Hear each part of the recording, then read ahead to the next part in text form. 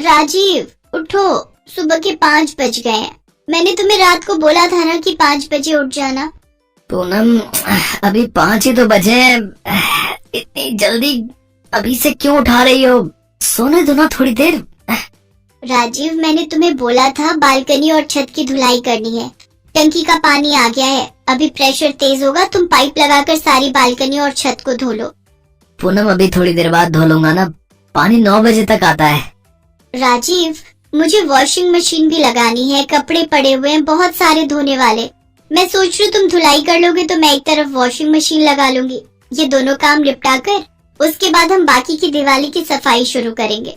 तुम बिल्कुल नहीं समझते हो, मुझे दोबारा ना आना पड़े उठाने के लिए। मैं मशीन में पानी भरने जा रही हूँ, तुम उठकर बाहर आ जाओ। दिवाली की सफाई? ये पूनम तो अब अच्छे से मेरी सारी छुट्टियां दिवाली की सफाई में ही निकलवा देगी। पूनम कुछ दिनों से रोजाना सुबह जल्दी उठकर ही पूरे घर की सफाई कर रही थी। उसे बस यही था कि दिवाली पर घर का कोई कोना गंदा न रह जाए। इसके लिए वो राजेश को भी पूरी तरह से काम पर लगा चुकी थी। राजीव, पंखे का वो कोना, हाँ वहाँ से भी साफ करो, वहाँ से काला हो रहा है। कर तो दिया पूनम, इतना साफ कर दिया कि कोई अपना मुंह देख ले इसमें। अब नीचे आ जाऊं? हाँ आ जाओ, अब मैं रसोई साफ करने के काम पर लग रही हूँ। एक काम करो, तुम आज नाश्ता बाजार से ले आओ। बच्चों की छुट्टी है, बच्चे उठने वाले होंगे और उठते से ही नाश्ता मांगेंगे।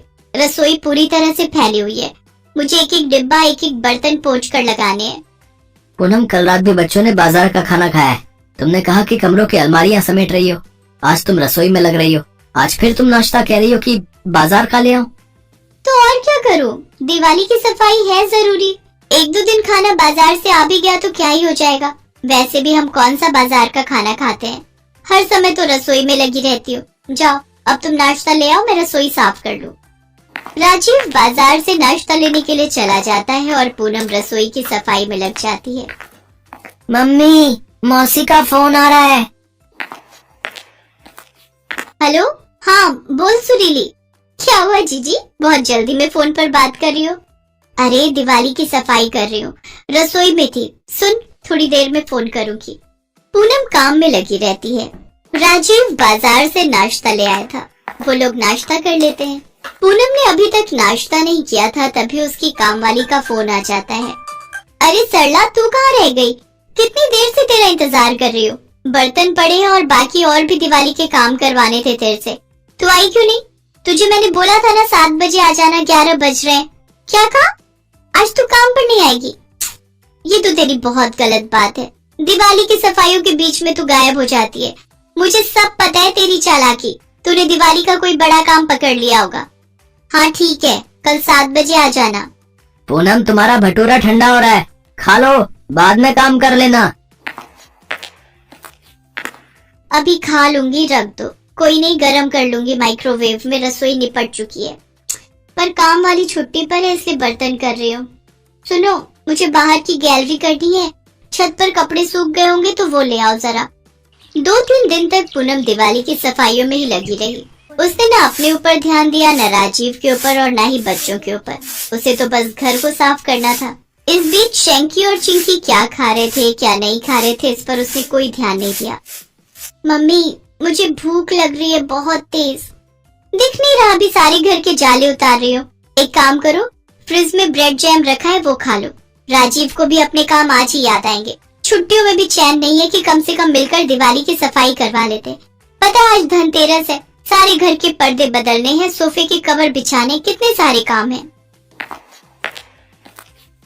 मम्मी, मेरे पेट में बहुत दर्द हो रहा है और पॉटी भी पतली पतली आ रही है। कोई बात नहीं, थोड़ा पेट साफ हो जाता है, आने दे। पतली आ रही है तो अभी मैं जाले उतार रही हूँ, परेशान मत कर। शैंकी कमरे में जाकर लेट जाता है। पूनम घर के कामों में लगी रहती है। राजीव उस दिन घर पर था नहीं। थोड़ी देर बाद शैंकी की तबीयत ज्यादा खराब हो जाती है। उसके लूज मोशन बढ़ जाते हैं जो रुकने का नाम ही नहीं ले रहे थे। मम्मी, मेरे को बार बार टॉयलेट आ रही है, मैं परेशान हो रहा हूँ, नहीं रुका जा रहा। ओहो, अब क्या करूँ, इसकी तो तबीयत बहुत खराब हो गई।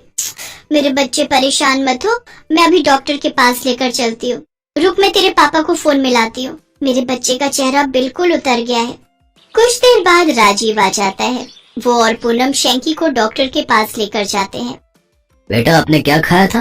कब से है लूज मोशन? मैंने भटूरा छोला खाया था। मम्मी वो जो कल भटूरा बच गया था वो रसोई में रखा था। मुझे भूख लग रही थी, मैंने वही खा लिया। शैंकी बेटा वो तो एक दिन पहले का भटूरा था। कोई बात नहीं, शायद इसी वजह से बच्चे का पेट खराब हुआ है। पेट में इन्फेक्शन है, घबराने की कोई बात नहीं है। मैं इंजेक्शन दे देता हूँ, उससे बहुत जल्दी आराम आ जाएगा। और बाकी मैं 2 दिन की दवाई दे रहा हूँ, कल सुबह तक ही आराम आ जाएगा। डॉक्टर की बात सुनकर पूनम अब तक समझ चुकी थी कि गलती उसकी ही है।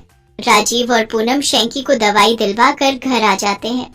तो कमरे में लेट मैं तेरे लिए खिचड़ी बना देती हूँ। गलती मेरी ही है। दिवाली की सफाई के चक्कर में मैंने अपने बच्चों पर ध्यान नहीं दिया और आज बासी खाना खाने की वजह से शैंकी के पेट में इन्फेक्शन हो गया। इसका पेट खराब हो गया। चिंकी बेटा तू भी फालतू की चीज मत खाना। मैं तेरे लिए सब्जी के साथ अभी रोटी बना कर देती हूँ, वही खाना। सॉरी राजीव, मैंने तुम्हें भी बहुत परेशान किया। मन मत खराब करो पूनम, शैंकी अब ठीक है, देखो उसे आराम है। हाँ मम्मी, अब मैं बिल्कुल ठीक हूँ। अब मुझे बार बार टॉयलेट नहीं आ रही। अब मुझे जल्दी ठीक होना है, कल दिवाली भी तो है ना मम्मी।